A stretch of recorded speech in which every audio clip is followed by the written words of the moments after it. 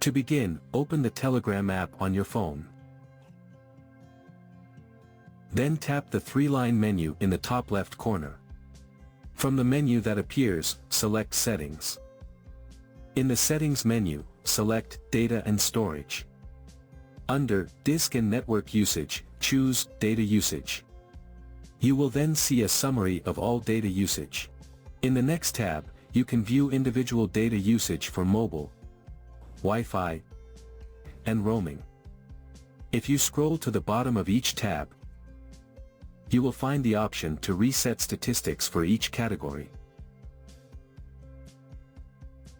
To reset statistics for all categories at once, go to the All tab.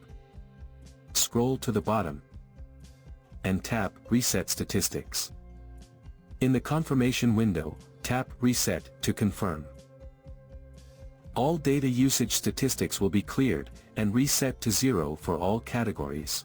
This action is irreversible, and data will begin accumulating again from that point onward. So, that's how you can reset data usage statistics on Telegram Messenger.